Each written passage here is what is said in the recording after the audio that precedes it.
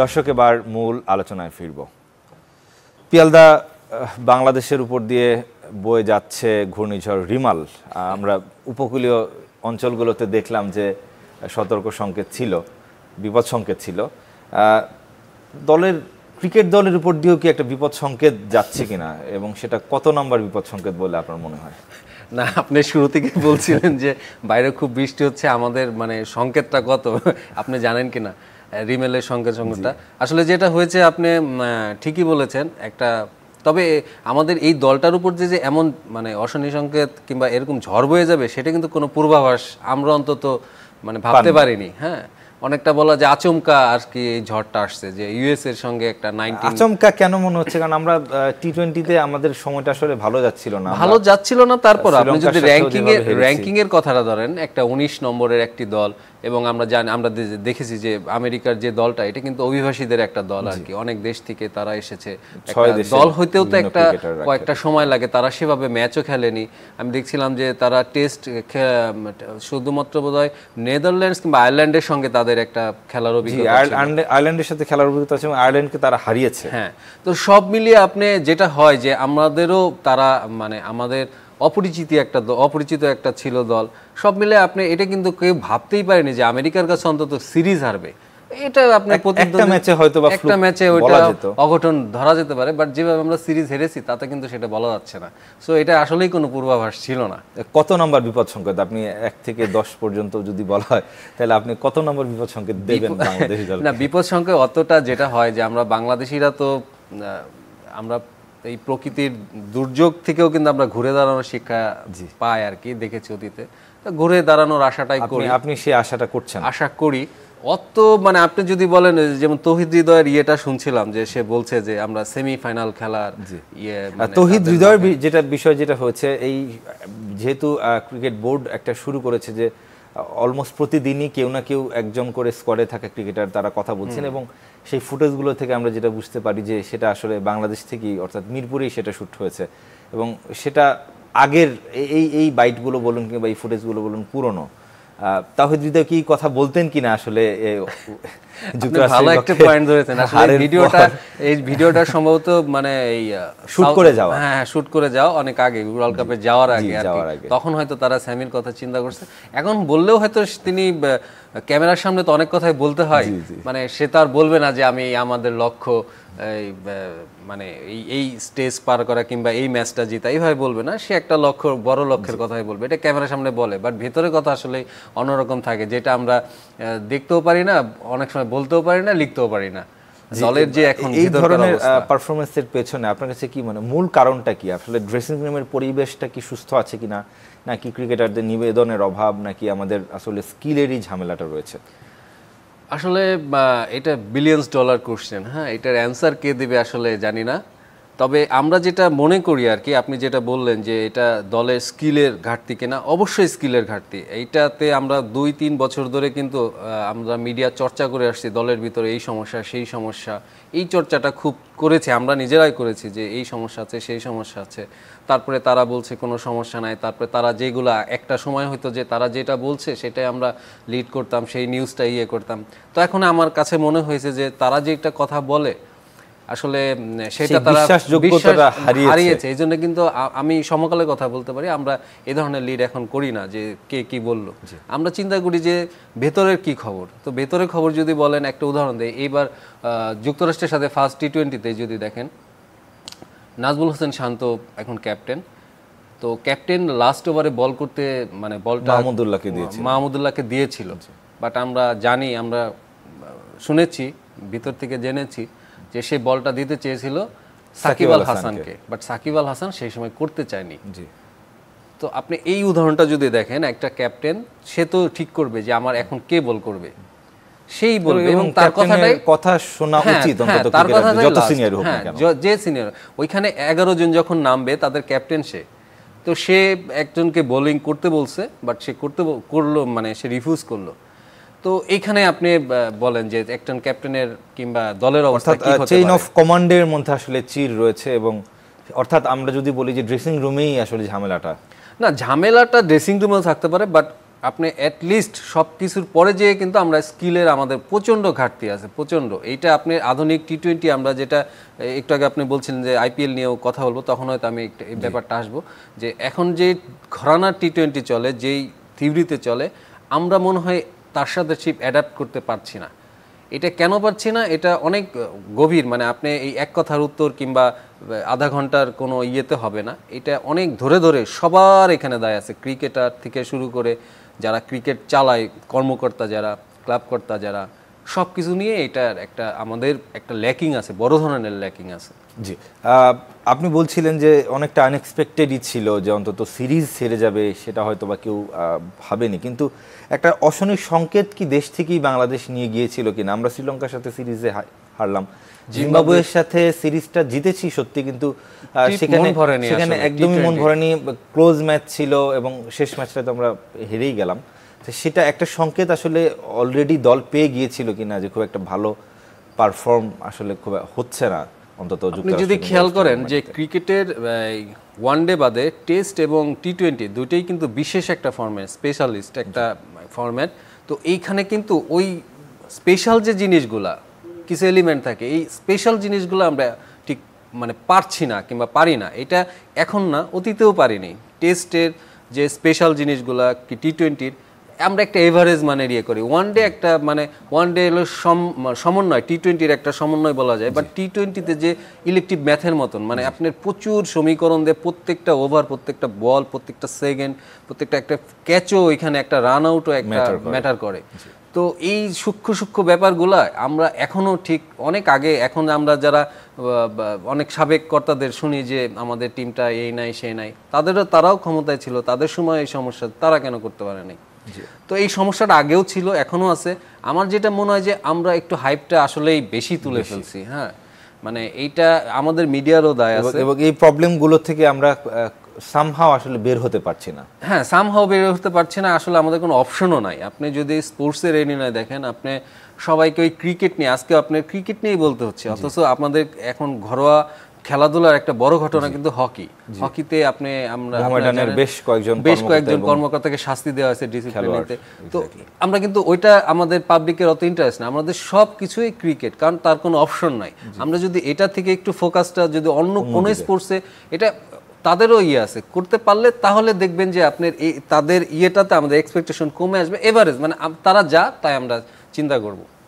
এবং একই সাথে আপনার সাথে একটু সম্পূরক আরেকটা প্রশ্ন করতে চাই যে ক্রিকেটাররা সাধারণত যদি কেউ পারফর্ম করে ফেলেন, তাহলে তাদেরও একটু নাক উঁচু একটা ভাব চলে আসে কিনা অন্যান্য অঙ্গনের? এটা থাকতেই পারে, সেটা তার ব্যাপার, আমাদের এটা কোনো ম্যাটার করে না। সে কি করলো না করলো, সে পারফর্ম করতে পারলেই আমাদের কাছে, মানে সে দেশের হয়ে কিছু করতে পারলেই হয়।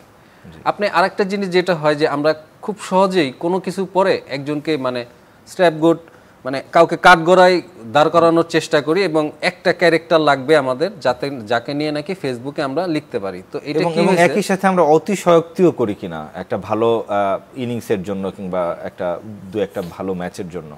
হ্যাঁ, করি তো অবশ্যই। আমি যেটা ওইটা একটু শেষ করে নেই যে কি হয় যে একটা ম্যাচ, আপনি যদি ফার্স্ট ম্যাচটা ধরেন কিংবা যে কোনো ম্যাচে দেখবেন যে একটা ক্যারেক্টার আমরা আবিষ্কার করি, আমরা মিডিয়ায় আবিষ্কার করে দিই, তারপরে সাপোর্টাররা হয়তো এটা নিয়ে করে, তাকে নিয়েই সব কিছু।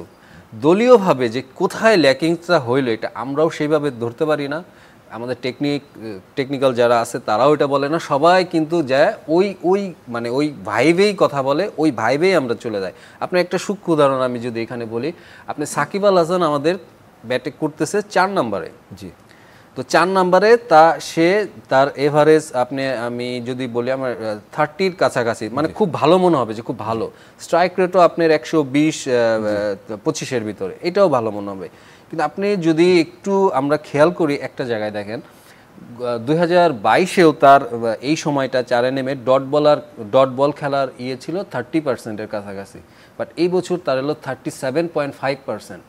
তার মানে আপনি কতগুলা বল সে মানে এখন নিজেকে সেট করার জন্য সময় নিচ্ছে। ওই সময়টা আপনি জিম্বাবুয়ের সাথে ফার্স্ট ম্যাচে আমাদের বোধহয় 111-3 ছিল, তারপরে তিনি নামলেন, খেলাটা স্লো হয়ে গেল। এই যে ব্যাপারগুলা, এই সূক্ষ্ম ব্যাপারগুলা, এবং আপনি যে এই যুক্তরাষ্ট্রের সঙ্গে ফার্স্ট ম্যাচ দেখেন আমাদের বোলাররা কিন্তু রান ডিফেন্ড করতে পারেনি, ওরা কিন্তু 40-এর মতন রান নিয়েছে 2 ওভারে এবং 14 ওভারে যেখানে 97 রান ছিল, পরবর্তীতে প্রায় 55 রান শেষ 6 ওভারে, তারপরে শেষ 4 ওভারে নিয়েছে। তারপর আপনি সেকেন্ড ম্যাচ যেটা আমরা হারলাম সেটাতে আমাদের টেল এন্ডার ব্যাটাররা 14 রানে 5 উইকেট পড়ে গেল। আপনি এটা নিয়ে কোনো আলোচনা শুনছেন কোথাও? শুধু সাকিব আল হাসান না, পুরো দলেরই অন্তত টি-20 জায়গাটা, আপনি যে ডট বল খেলার কথা বলছেন সেটার প্রবণতাটা অনেক বেশি। হ্যাঁ, আমি যেটা বলতে চাচ্ছিলাম যে আধুনিক ক্রিকেট যেই জায়গাটা চলে, আধুনিক না মানে আমরা সেখান থেকে অনেক বেশি পিছিয়ে আছি। আমাদের সাথে একজন দর্শক আছেন পিয়াল দা, আমরা একটু দর্শকের সাথে কথা বলতে চাই। দর্শক, নাম পরিচয় জানি, আপনার মতামত কিংবা প্রশ্ন করবেন। আসসালামু আলাইকুম। ওয়ালাইকুম আসসালাম। আমার নাম মজিবুর। আমি প্রশ্ন করতে চাই, আমাদের বর্তমান যে ক্রিকেট টিমটা আছে, এই টিমে কি পরবর্তীতে কোনো পরিবর্তনের কোনো সুযোগ আছে কিনা? জি দর্শক, আপনার প্রশ্নটি বুঝতে পেরেছি, অনেকটা আক্ষেপ এবং হতাশা মাখা প্রশ্ন যে আসলে এই বিশ্বকাপের দলটা আসলে কোনো পরিবর্তনের সুযোগ আছে কিনা। আমরা সেই প্রশ্নের উত্তরটি নেওয়ার চেষ্টা করব পিয়ালদার কাছ থেকে, তবে তার আগে একটা বিরতির সময় হয়ে গেল দর্শক। বিয়ন্ড দ্য গ্যালারিতে ছোট্ট একটা বিরতি নিচ্ছি, কিছুক্ষণের মধ্যে ফিরছি।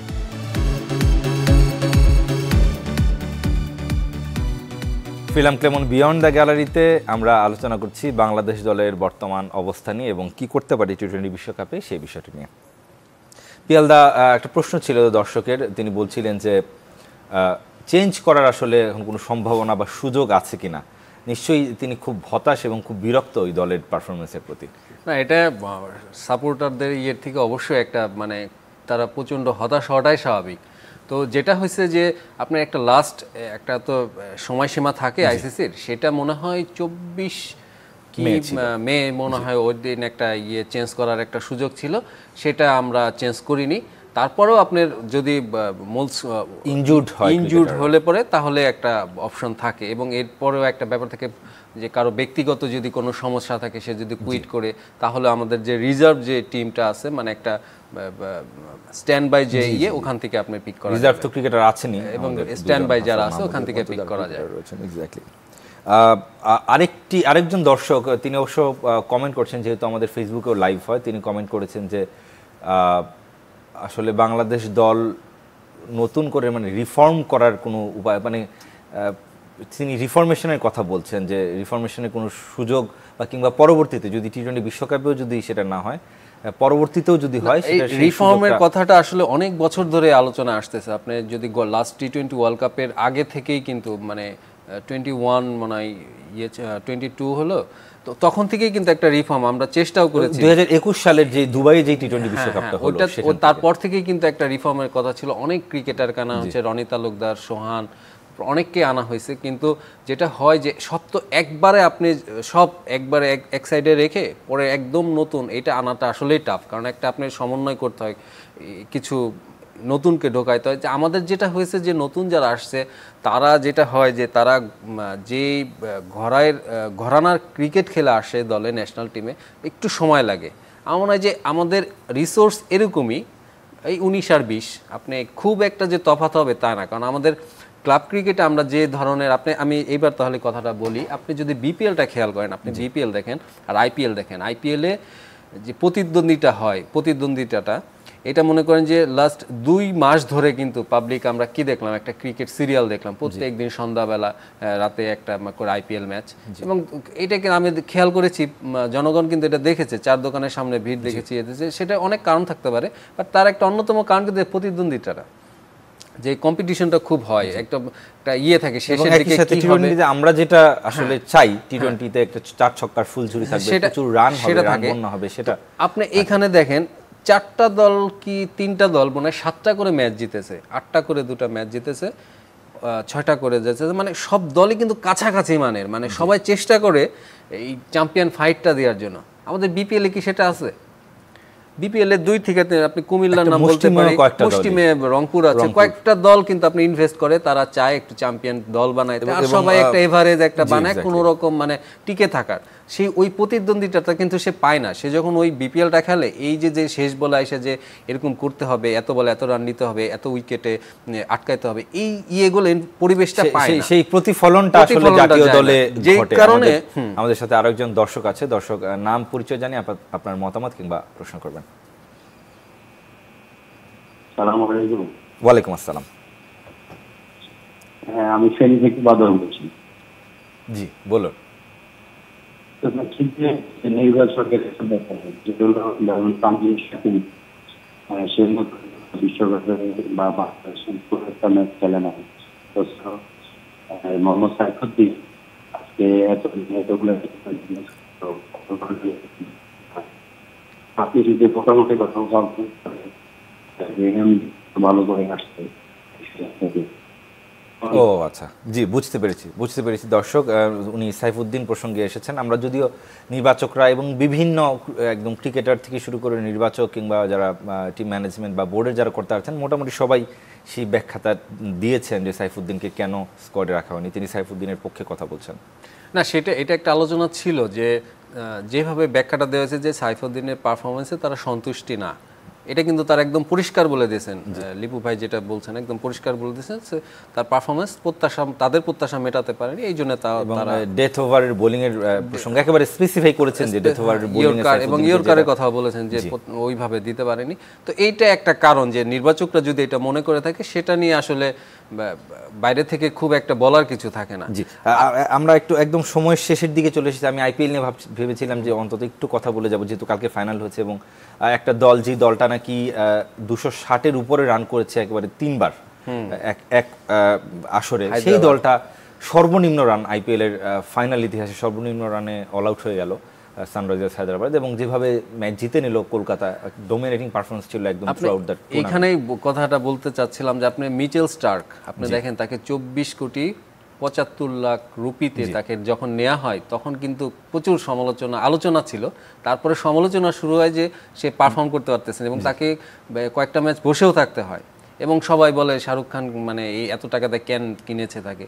বাট সে কিন্তু কালকে তার 2টা বলে সে যে পারফর্ম করছে, একটা বল ছিল মানে পুরা সুইং, মানে এমন অভিষেক শর্মার যে বল যে বোল্ড হয়েছিলেন প্রথম ওভারে, ওই যে ওয়াসিম আকরাম আগে যে ইয়েটা করতেন, হ্যাঁ সুইংটা, হ্যাঁ, তো এইটার কারণেই কিন্তু বোঝা গেছে যে সে আসলে কেন এত দামে তাকে, এবং সে প্রথম কোয়ালিফায়ার আমরা তাকে 3 উইকেট নিতে দিয়েছি এবং গতকাল 2 উইকেট নিয়েছে। কলকাতা নাইট রাইডার্সের যে ব্যাপারটা আমার ভালো লাগছে যে তারা কিন্তু এমন সব প্লেয়ার চুজ করছে যারা কিনা ট্যুরে মানে এই টুর্নামেন্টে অ্যাভেলেবেল থাকতে পারে।